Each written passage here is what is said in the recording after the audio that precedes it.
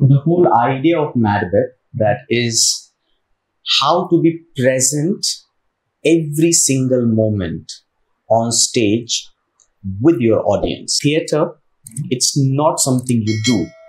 Theater is a lifestyle. Like theater is in everything. दो लाइटें जल रही थी तो इन्होंने बोला शो रोको and I didn't stop. जो हम दिल से करते हैं उसे करना बोलते हैं। तो दिल अगर यहाँ लगाए तो अगर हम ये नहीं कर रहे तो हम क्या कर रहे हैं? एक्चुअल में हम थिएटर ही करते हैं क्योंकि हमने थिएटर को चुना नहीं है, थिएटर ने ही हमको चुना है।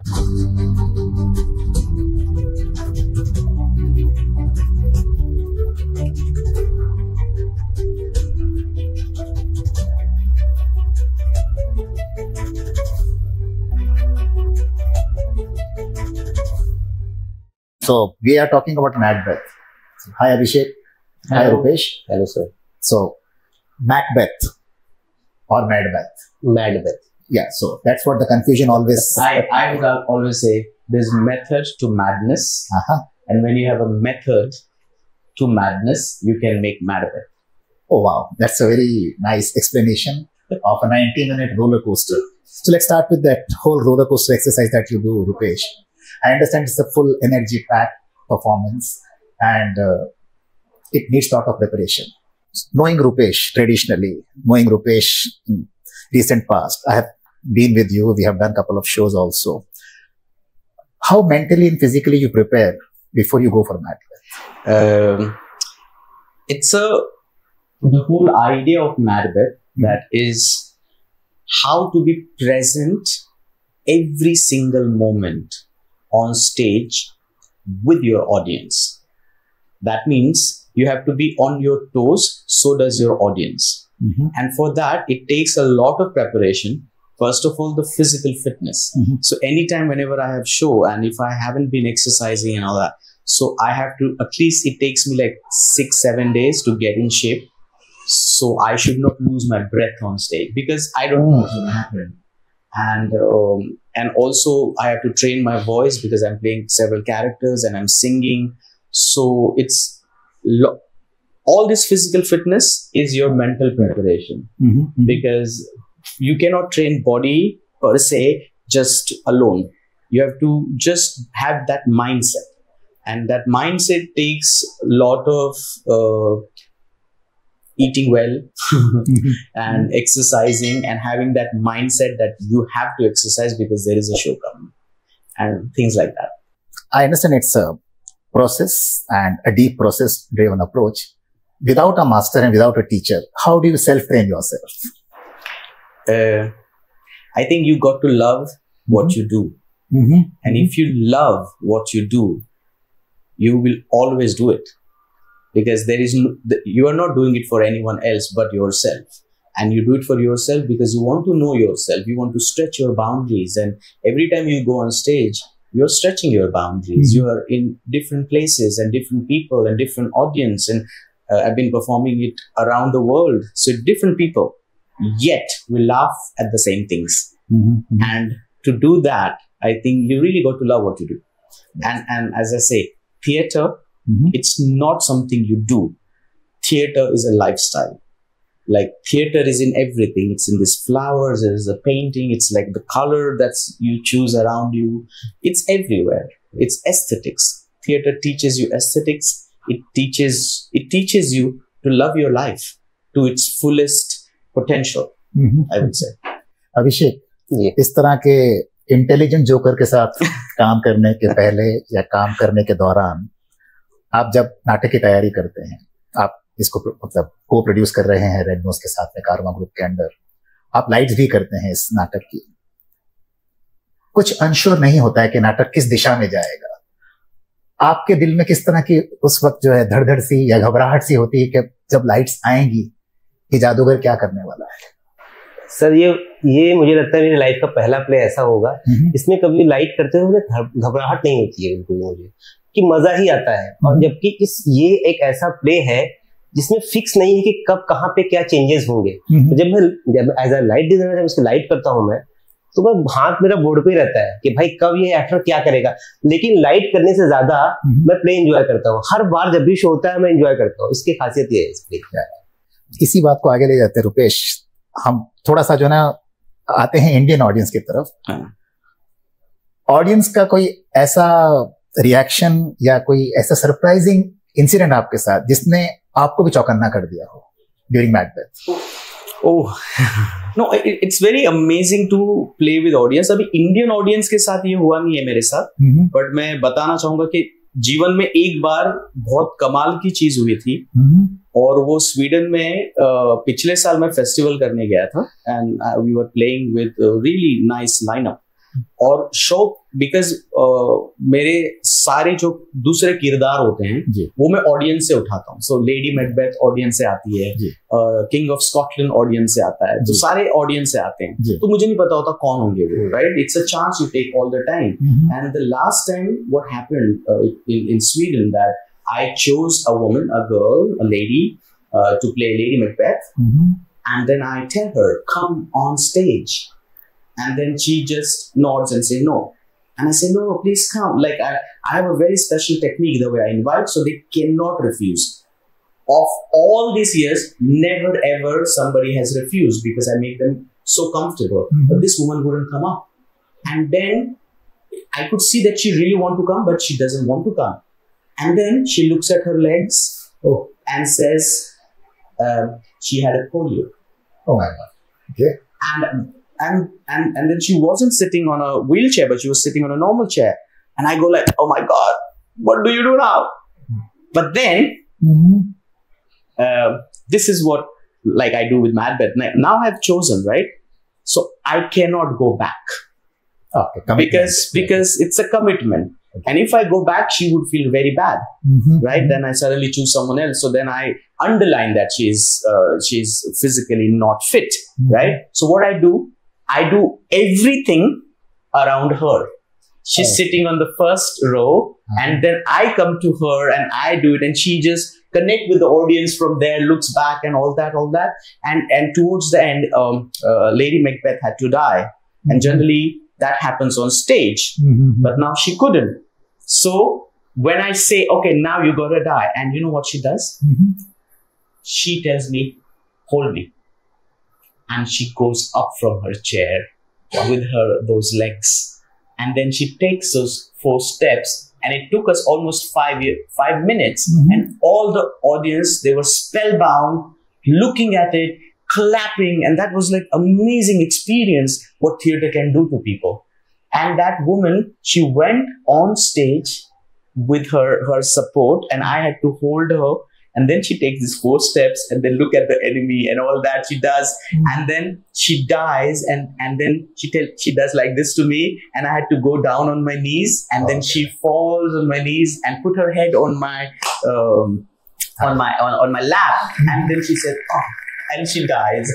And the whole audience just went crazy and clapping, and I almost had tears in my eyes, and everybody else also. And reflection later I had, that's what theater can do. It can move people who are immovable, emotionally and physically. And that's why it should be an integral part of any society. Amazing. It's an amazing visual I could really see while you were explaining to me. A very thin line. Theater is all about magic. You broke the 4th wall. I would say beyond the 4th wall, you performed in the audience, which was like interacting in the gallery. Do you call it as a challenge or a regret moment for you? Which one? This specific one? This specific one. Was it a mistake taken, or I would say, was it like a challenge that could have further chiseled your skills? I would say there is never a mistake. It's the moment of surprise. And what theater teaches you? To take all the surprises in and be present in the moment. I think that's the magic of theater, that you have to be present in the moment. And if you're present in the moment, you will find the solutions. If you have preconceived ideas, oh, I should say this like this, and I should do this like that, I find that theater very boring. I find that there is no challenge. There is nothing new happening. So here you're on your toes all the time, and I'm ready for it, and I'm well prepared for it, and I'm well trained for it. So you cannot do it without training. Of course. It's not a chance. It's hard work and lot of training that prepares you to take any chance that is thrown at you. Amazing. So that's how it works. So Abhishek, ये जो chance लेने वाला बंदा आपके सामने है, ये कब क्या करेगा आपको पता नहीं। और आपने कहा कि जब आप बोर्ड पर होते हैं तो आपकी उंगलियां अनिश्चित होती कि कौन सी लाइट कब क्या करनी, क्योंकि कुछ भी कर सकते हैं। ऐसे कोई मोमेंट आया कि आप भूल चुके कि आप नाटक में हैं और आपसे बड़ी मिस्टेक हो गई लाइट्स को लेकर, और फिर आपने उसको कैसे सुधारा संभालते हुए? सर इसमें क्या है कि जो पहला शो था एंड्रूज में जब हम कर रहे थे, मिस्टेक नहीं हुई थी कि क्या हुआ था कि बोर्ड उड़ गया था हमारा चलते शो में। Okay. लाइट नहीं जले तो बंद हो गया तो मैंने बहुत देर ट्राई किया कि लाइट आ जाए, नहीं हुआ। तो चलते शो में मैंने बोला कि प्लीज शो को स्टॉप करिए, मैंने बोला बंद करने के लिए। वो शो वहां पे इन्होंने रोका भी, ठीक है। लेकिन जब शो खत्म हुआ, क्योंकि मैंने वहां पीछे से बोला शो को बंद करना पड़ेगा वो, लेकिन ये शो का फॉर्मेट ऐसा है ना कि लोगों को लगता है कि शो का पार्ट है, तो अगर गलती हो भी जाए ना इसमें तो लोगों को पता नहीं चलता है। जैसे मुझे कई लोगों ने, अभिषेक भाई क्या नेचुरल एक्टिंग करते हैं आप? मैं एक्टिंग नहीं कर रहा था भाई, सच में बोर्ड हैंग हो गया था। और 2 लाइटें जल रही थी, तो इन्होंने बोला शो रोको, and I didn't stop. I thought कि पहले मेरे को लगा ये ऐसे ही बोल रहे हैं, पर मेरे को बाद में पता चला कि सच में कुछ तो हुआ है। और I just made my mind कि 2 लाइटों में पूरा शो करूंगा और शो को नहीं रोकूंगा, जो भी हो जाए। और 2 लाइटें फुट पे थी, मतलब मेरी जान सूख गई थी। लेकिन शो खत्म हुआ, सब भाई बहुत अच्छी एक्टिंग करते हैं। अपने का एक्टिंग नहीं कर रहा था, मैं सच में बोल रहा था लाइट नहीं जल रही थी, और इन्होंने संभाला। इस प्ले का मजा ही यही है, इसमें मतलब गलती हो भी जाए तो पता नहीं चलता, इसलिए प्रेशर नहीं होता है। Rupesh, now coming back to improvisation. People use this word like so easily, and they believe anything that do can be classified as improvisation. In your whole learning and process of improvisation, what has gone wrong? First of all, this improvisation, it is such a simple word to toss around for theater people. Okay, when they are not prepared, they say, I can improvise. Okay. But it always go other way around. You are so prepared, so you know where you can improvise. And you can take it to what level, because you're always ready. You know, so first of all, improvisation has its own method itself, and you have to really train and be ready for it. So improvisation, it doesn't mean that play वहाँ पे खराब नीचे गिर गया और हमने वो बोला रही है तो improvisation था. No. If you do improvise, it should take your play to the next level. Then only you improvise. So you cannot just do like that. But nothing wrong. But sometimes it's very challenging. अभी light की बात चली है तो मैं और एक incident बताता हूँ. वेदा फैक्ट्री में मैं एक बार शो कर रहा था जी. और शो के बीच में एक सोलोलिकी है जिसमें वो कहता है out breath candle, life is but a walking shadow, poor player who struts and fret. बहुत ही कमाल की शेक्सपियर में लिखी हुई सोलोलिकी है. और मैं वो करते करते मैं ऐसे चेयर से गिर जाता हूँ पीछे, राइट. और होता क्या है कि मैं कहता हूँ करते करते कहता हूँ आउट ब्रीथ कैंडल, और मैं ऐसे गिर जाता हूँ और पूरी लाइट चली गई. लाइक थिएटर की लाइट ही चली गई. ओह अच्छा, ओके. तो the next thing I go, like मेरे को लगा अच्छा लाइट चली गई, what do you do?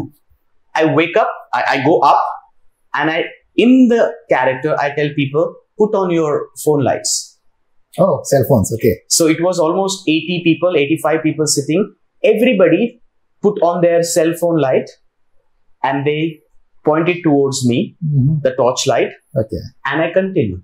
Life is but a walking shadow, a poor player who struts and frets is up on the stage, who's heard no more. It's a tale told by an idiot full of sounds and fury, signifying nothing. Or light aa gayi. Wow. And everybody thought this was a part of the piece. And wow, kya mast hai audience ke. And then I said, no, that was improvisation out of need. और बाद में पता चला पूरी अंधेरी की light गई थी उस दिन. Wow. तो ये कुछ प्लान नहीं था, but show must go on. You never stop a show because this is the beauty of theater, that it can, once the door open and when the curtains are open, फिर कोई भी आ जाए, Trump भी आ जाए और कितना भी tariff लगाए, फिर भी शो नहीं रुकेगा. खासकर इस प्ले का मजा यही है. नहीं, you should be proud of it because Broadway में भी 80 लाइटमैन नहीं होते. अगर आप एक एक्टर है और 80 लोगों ने लाइट दी है आपको, तो आई थिंक सबसे बड़ा शो आपका है कि आपको 80 लाइट डिजाइनर्स मिले. बट इसका एक छोटा सा मैं वो भी दूंगा कि ये कहाँ से अचानक से वो आइडिया कहाँ से आई. Because I love to read, I read a lot. मैंने बचपन में एक कहानी पढ़ी थी जो हमारे स्कूल में सिलेबस में थी कि सर्कस में लाइट चली जाती है और सारी ऑडियंस माचिस की तीली जलाते हैं. और रिंग मास्टर होता है चेयर के साथ अंदर, और वो एक चैप्टर था स्कूल में, और वो मेरे को इतना, I found that so fascinating then, but आपको कौन सी चीज कहाँ याद आए, कब कैसे हो जाए, ये आपको पता नहीं. जब मैं गिरा, first thing I thought about that ring master with those tigers, and I felt this is what it is, and I just tell them, oh, put on your phone lights. So this is how it was. Of mine. Amazing. Yeah. I want to turn Macbeth into one-man comedy. Was it a madness or genius? It was out of necessity, I would say, because it was my when I was studying at the national school in Sweden. This was my thesis project, and in the thesis project, I wrote a thesis about how to be present as an actor on stage, and so I wrote a thesis and I wrote a technique, and then I was like, okay, now I'm going to take 5 acts of Macbeth, which I had read earlier, and I'm going to go and improvise. So this piece was 30 minutes first. Then it just, on the day of opening, it worked so well that people just loved it, loved that presence of mind and being on stage, and being really, what people miss is to be present. And then I started building upon it, and then it became that piece that has been touring everywhere. Right. Abhishek ji, 15 साल theatre को कितने दे दिए आपने? 15 साल हो चुके हैं? 2003. 22 साल. हाँ, 22 साल का जो आपकी पूरी जर्नी रही है, ऐसा कोई एक अनुभव जिसे आप हर प्रोजेक्ट में लाना चाहते हैं, या कोई ऐसी एक सीख तो नहीं कह सकता मैं, बट एक तरह का ऐसा अनुभव जो आप चाहते हैं कि हर प्रोजेक्ट में उसको इम्प्लीमेंट करूं तो शायद ये मेरी सक्सेस रेसिपी होगी? हाँ सर, है, एक ही है जिसको मेरे हर प्रोजेक्ट में मैं उसको रखता हूँ. वो सोच ही है जी, कि हमेशा हर प्रोजेक्ट मेरा ये रहता है कि जो मेरी टीम है, मैं अपनी टीम के लिए काम करूं और मेरी टीम मेरे लिए काम करे, उस तरह से प्रोजेक्ट को मैं डिजाइन करता हूँ. ठीक है, पहली चीज ये है. और सबसे बड़ी बात मैंने जो सीखा है, जो इम्प्लीमेंट करता हूँ थिएटर में या लाइफ में भी, कि क्या करना है आपको ही पता है, मुझे ही पता है, नहीं पता है. क्या नहीं करना है ये लोगों को नहीं पता होता है. सबसे पहले क्या नहीं करना है वो सोच के हर प्रोजेक्ट को मैं शुरू करता हूँ कि भाई इसमें मुझे क्या नहीं करना है. Undo, unlearn whatever it is. Ji. A very classic but a very cliche question to you, Rupesh. What advice would you give to someone trying to create a solo performance that blends humor, classic text, and audience direction like Macbeth does? Discipline. Like when I make solo pieces, I have many solo pieces, but this one I'm playing more. You need to, as I said, that discipline of training every day when nobody is watching. This is the key. Like, it's like a musician. Like, nobody is watching, but you have got to practice. Same way with solo. If you're a soloist, every day you have to go on floor and rehearse. Okay. And it would be super boring. It would be every day you're gonna question your existence. Why do you do this? And it is very difficult because, you see, we love people. Like, theater people love theater people, and just it's always about communication between people. But when you do solo, it's about you alone. So you got to love yourself first.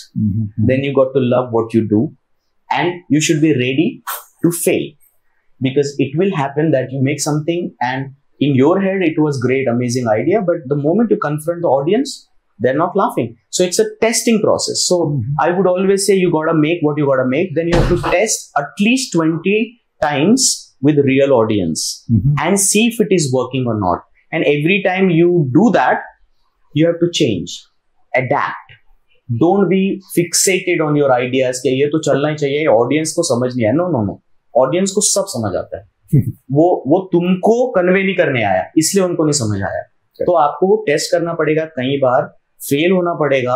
लोग बोलेंगे, अरे क्या कर रहा है यार, कुछ समझा ही नहीं. Okay, I will come again with better idea. And this is how you do it. So discipline होना बहुत जरूरी है सोलो बनाने के लिए. अमेजिंग.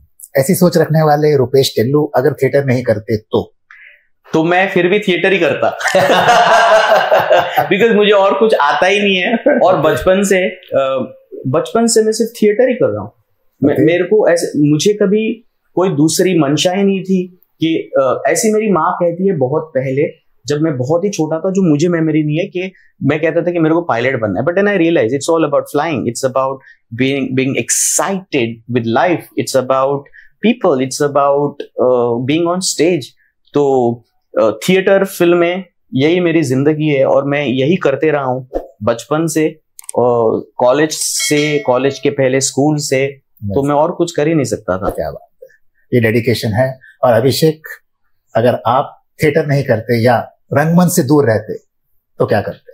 सर मैं कुछ नहीं करता, क्योंकि मुझे लगता है मैं कुछ और कर ही नहीं सकता। मतलब काफी पैसा है आपके पास। हाँ, काफी पैसा नहीं है, लेकिन मतलब देखिए सर, करना क्या, पैसे कमाने के लिए जो कर रहे हैं ना उसको करना नहीं बोलते, वो तो जीविका चला रहे हैं। जो हम दिल से करते हैं उसे करना बोलते हैं। तो दिल अगर यहाँ लगा है, तो अगर हम ये नहीं कर रहे तो क्या कर रहे हैं? कुछ नहीं कर रहे हैं, पैसे कमा रहे हैं। आप दिल से काम करना चाहते हैं। नाटकों में अमूमन तैयारी की बहुत जरूरत होती है। जिस लाइक 3 घंटे के शो के पीछे 3 महीनों की तैयारी होती है। देर रात की तैयारी पसंद है या सुबह सुबह 6 बजे उठकर तैयार? सर देर रात की तैयारी पसंद है मुझे, सुबह सुबह उठ के नहीं। सुबह 7 बजे उठ के आओ, नींद भी खराब करते, भले रात भर जाग लीजिए, सेटअप कर लीजिए, पूरा दिन जाग करके शो कर लीजिए, फिर रात को जाके सो जाइए। लेकिन रात को आके सोइए, फिर सुबह उठिए 5 बजे की भाई 8 बजे सेटअप करना है, वो बहुत जान पे आता है। तो मैं देर रात की तैयारी पे ज्यादा बिलीव करता हूँ। How about you? Like, I am an early morning person. मेरे को सुबह बहुत जल्दी उठना पसंद है और इसीलिए I think we working together. ये रात को सेटअप करें, मैं जाके सुबह रिहर्सल करूं। नहीं, ऑडियंस के लिए बहुत अच्छा तालमेल होगा कि इस तरह की कंट्रास्ट जो नरम गरम वाली चीजें होती हैं। नहीं, मुझे बहुत पसंद है सुबह जल्दी उठना। 6 बजे 5 बजे 6 बजे उठो, तैयारी करो, एक्सरसाइज करो, तैयार हो जाओ, फ्रेश रहो। पर रात में अगर जगने की बात आए तो ऐसा नहीं कि मैं नहीं कर सकता। इफ इट इज नेसेसरी, अगर ऐसे ही सिचुएशन है तो वैसा करेंगे। अगर 2 घंटे में सेटअप करना है तो वो भी कर लेंगे। अभी किया ना, अभी दिल्ली में भी किया, आगरा में भी किया। हाँ, क्योंकि कोई मिनिस्टर का कोई प्रोग्राम चल रहा था तो हमको उन्होंने थिएटर ही दिया नहीं बहुत जल्दी। तो हमने ये, अरे क्या हो जाएगा, मैंने बोला मेरे तरफ से कोई प्रॉब्लम नहीं, हो जाएगा, और हमने कर दिया। हम दोनों में अच्छी बात क्या है ना, टेंशन ना ये लेते हैं ना मैं लेता हूँ, पता हम कर लेंगे। ये अच्छी बात। और ये बात ना, टेंशन ना लेने की बात तभी आती है जब आपको आपका काम बहुत अच्छे से आता है। मैं हमेशा कहता हूँ कि प्रेशर जो है ना, वो बिकॉज आपको नहीं पता है क्या करना है, उस चीज का प्रेशर होता है। अगर वो पता है आपको कैसे करना है तो प्रेशर थोड़ी होगा। तो आपको पता है क्या करना है, और फिर वो कम समय में करना है, ज्यादा समय में करना है, थोड़ा सा ऊपर नीचे तो होता है। पर या हम बहुत ही ठंडे दिमाग वाले लोग हैं, ऐसा मुझे लगता है कि हम ठंडे दिमाग से सोचते हैं और हम करते हैं। जो आपने क्वेश्चन पूछा था ना कि आप थिएटर नहीं करते तो क्या करते हैं, एक्चुअल में हम थिएटर ही करते हैं, क्योंकि हमने थिएटर को चुना नहीं है, थिएटर ने ही हमको चुना है, ऐसा लगता है। बहुत बड़ी बात है। Macbeth is today in English language. I would say pure Shakespearean English language. Any plans for Macbeth to get Indianized in regional languages? बिल्कुल, ये मेरी इतने सालों की इच्छा है, क्योंकि मैं हूँ महाराष्ट्र, तो मैं चाहता हूँ कि इसको मराठी में करूँ। और अभी अभिषेक भाई का एक फेस्टिवल होने वाला है, नाट्य रत्न, जिसमें उन्होंने मुझे पूछा, और आप भी उसके को फाउंडर हैं, तो मैं चाहता हूँ कि वहां पे मराठी में हो। क्या बात। और ये बहुत कमाल की चीज होगी, क्योंकि पिछली बार मैंने मराठी नाटक जो करा था तब मैं कॉलेज में था और उसको कई साल बीत गए। तो मैं चाहता हूं कि मराठी में करूं और मराठी ऑडियंस तक पहुंचूं। और मराठी की जो ऑडियंस है वो बहुत ही थिएटर लिटरेट है, जिसको मैं कहता हूं कि बहुत सालों का इतिहास है यहाँ पे, कॉमेडी का भी इतिहास है। आप अगर शेक्सपियर कहें तो मराठी ऑडियंस के लिए कोई नई बात नहीं है। 18वीं सेंचुरी से यहाँ पे शेक्सपियर को ट्रांसलेट किया जा रहा है, अलग अलग एडेप्टेशंस हो रखे हैं इसलिए। तो पर ये शेक्सपियर नहीं, मैं कहता हूँ लूजली बेस्ड शेक्सपियर क्लासिक। वो लूजली जो है वो लूजली ही मेथड है कि वो लूजली है कि उसको अलग तरीके से कैसे करें। तो मैं चाहता हूँ कि मराठी ऑडियंस को ये प्रेजेंट करूँ, और कोशिश है कि दिसंबर में जो फेस्टिवल है वहां पे ओपन करेंगे और फिर पूरे महाराष्ट्र में टूर करेंगे। आपल्या मराठी माणसांसाठी जे मराठी थिएटरला जातात त्यांना मराठीमध्ये एखादा संदेश मॅकबेथसाठी आताच। अच्छा, पहिली गोष्ट तर हे मॅकबेथ नाही आहे, मॅडबेथ आहे। आणि मॅड थोडंसं वेडा बेथ असं त्याला म्हणू शकतो आपण। की मराठी ऑडियन्ससाठी मला हेच सांगायचं आहे की फार वर्षानंतर मी मराठीत नाटक करणार आहे, आणि हे फार वेगळ्या प्रकारचं नाटक आहे जिथे ऑडियन्स आणि कलाकार किंवा नट ह्यांच्यामधलं जे अंतर आहे ते गायब होतं, ते गायब होऊन जातं। आणि त्याच्यामुळे हा संवाद आहे, मी सांगेन की हा एक संवाद आहे आणि त्याच्यात सगळेच ऍक्टर आहेत आणि सगळेच ऑडियन्स आहेत आणि हा एक वेगळ्या प्रकारचा प्रयोग आहे, तो मला घेऊन यायचा आहे लोकांपुढे. आणि मला मराठीतलं ते आवडतं की आपण नाटकाच्या प्रयोगाला प्रयोगच म्हणतो, एक्सपेरिमेंट येतो आणि प्रयोगच करत राहतो आपण. तर हा प्रयोग मला लोकांकडे घेऊन यायचा आहे आणि बघायचंय की काय त्यांचं मत आहे मराठीमध्ये. शुभेच्छा रुपे तुम्हाला. रुपे, अपना अभिषेक, आप भी मराठी वर्जन के साथ रहेंगे, अब जब मराठी इंडस्ट्री में पदार्पण कर रहे हैं और ऐसा सुनने में आया कि आप अपने दूसरे हिंदी नाटकों को भी मराठी में लेकर आ रहे हैं. किस बात से आपको प्रेरणा मिली कि आप मराठी की तरफ जाएं या हिंदी नाटकों को मराठी में लेकर? आप एक उत्तर भारतीय हैं, उस तरफ से आते हैं और मराठी रंगमंच एस्टैब्लिश्ड है इतने सालों से, उनके बीच इस तरह के एक्सपेरिमेंट्स को लेकर आना जो एक ट्रेडिशनल नाटक नहीं है या जिस तरह के नाटक चलते हैं इसको मराठी में कहते हैं, आप कितना तैयार हैं अंदर से कि अगर ये नहीं चले? सर मैं पूरी तरह तैयार हूँ. अगर ये नहीं चले वो बहुत बात की बात होती है. पहले वही मतलब मन से आना चाहिए, मुझे मन से जो आता है मैं वही काम करता हूँ, ठीक है. और मराठी एक प्ले से मैं बहुत ज्यादा प्रभावित हुआ, जो जिसको देख के मुझे लगा कि मुझे ना मराठी में भी प्लेस बनाने हैं. वो है देव भावली. मुझे बहुत ही अच्छा लगता है वो प्ले, बहुत ही अच्छा प्ले है. और मराठी मैं वैसे भी चाहता हूँ कि मैं हर लैंग्वेज, यानी मराठी नहीं, हिंदी, इंग्लिश, गुजराती, मराठी, मैं ऐसा ग्रुप खुद पहले ही बनाना चाहता था कि हर भाषा के मैं प्ले बनाऊं. जबकि मराठी में बोल नहीं पाता अच्छे से, लेकिन मैं समझ लेता हूँ. लेकिन जिस तरह का कंटेंट वो लाते हैं या जिस तरह का उनका कल्चर है मुझे बड़ा पसंद है. वो रीजन है मराठी में मुझे बनाने का. जैसे ये हो गया मराठी में, मैडबेथ हो गया, मेरे बाकी प्लेज हैं. मेरा कर्ण अभी मराठी में ओपन हुआ है, मेरे बाकी प्लेज भी मैं मराठी में बनाने का प्लान कर रहा हूँ. तो अच्छा लगता है मुझे मेरा मन करता है की मी मराठी में बनाना चाहिए, बना रहा हूँ. मुंबई थिएटर गाईड से आपको शुभकामना. त्याच्यात मला फक्त ऍड करायचंय मराठीमध्ये की आमची नाटकं चालत नाही, ती पळतात. आणि पळल्यामुळे एकतर तुम्हाला ठेच लागू शकते, धडपडू शकता, किंवा तुम्ही पार होऊ शकता. चालणारी लोक आरामशीर खुर्चीतच बसतात. क्या बात है. The next show is lined up for Macbeth. Next we are performing in. आप ही बता दो यार, you are the producer. But I just go and perform. एक मैं आप बताओ, एक मैं बताता हूँ. अच्छा चलो. 15 अगस्त को हम लोग पुणे में शो कर रहे हैं मैडबेथ का एक शो, ज्योत्सना फुले सभागार. ज्योत्सना भोले. प्ले का टाइमिंग पता है मुझे, नाटक वो स्पेस का नाम थोड़ा गड़बड़ किया मैंने, संभाल लीजिएगा प्लीज. तो वो है.